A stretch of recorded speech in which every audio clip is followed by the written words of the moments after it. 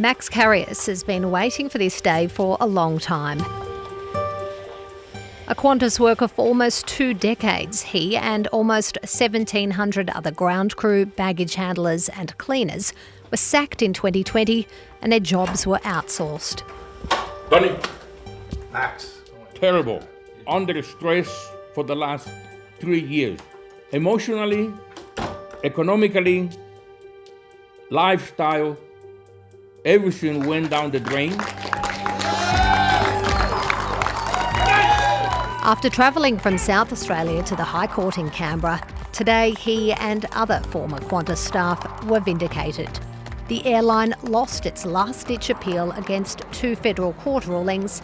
It had illegally sacked the workers. The court has dismissed unanimously Qantas's appeal. It now stands their actions against these Qantas families as the largest sacking in Australian corporate history that has been found to be illegal. These workers have been through hell and back. I'm going back to South Australia with my chest high up, looking forward to celebrate with the members. Qantas argued it sacked the workers to save money during the pandemic. Qantas 765, contact departures. But the court found the company was motivated to head off industrial action when things returned to normal, in breach of the Fair Work Act. The High Court found that you cannot make a decision to impact employees to prevent them from exercising a right in the future. So here, that meant that Qantas could not make the decision to outsource the jobs of these workers to prevent these workers at a future point engaging in collective bargaining and industrial action. The High Court ruling clears the way for compensation and a hefty fine for the airline, but workers haven't won the right to be reinstated.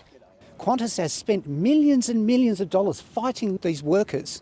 They should now send their legal team down as a matter of urgency to quickly settle this matter, get compensation paid. Qantas accepted the High Court's decision and declined an interview.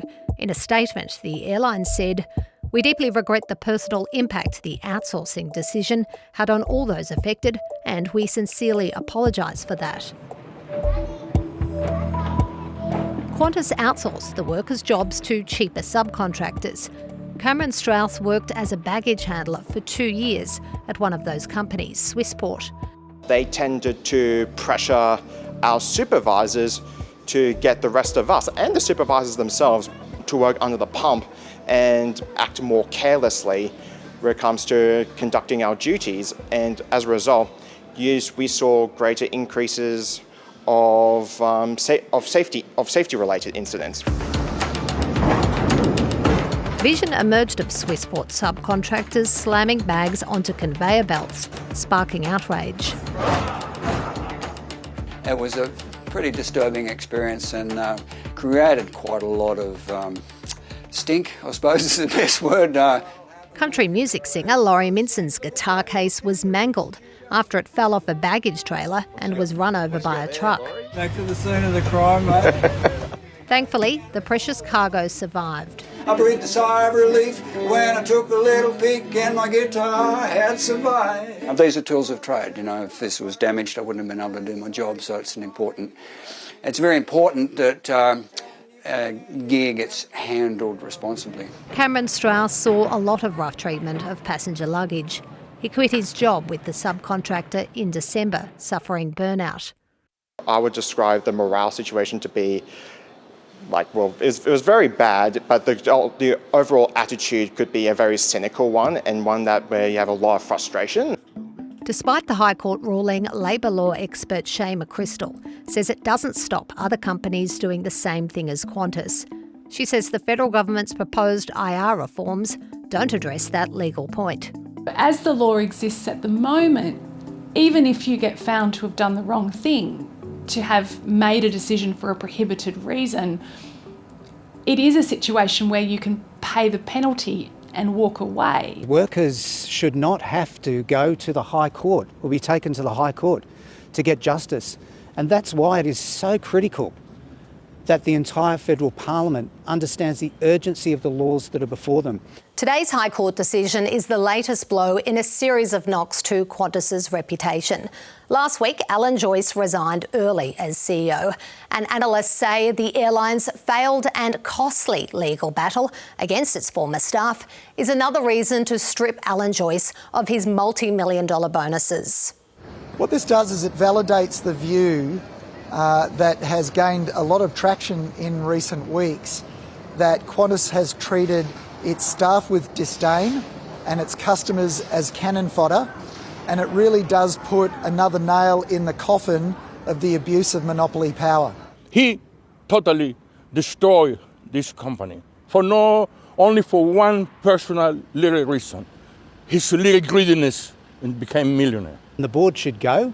If Vanessa Hudson is to stay around, she's got to turn over a new leaf. The reputation has just been degraded terribly, and I think that's a sad thing.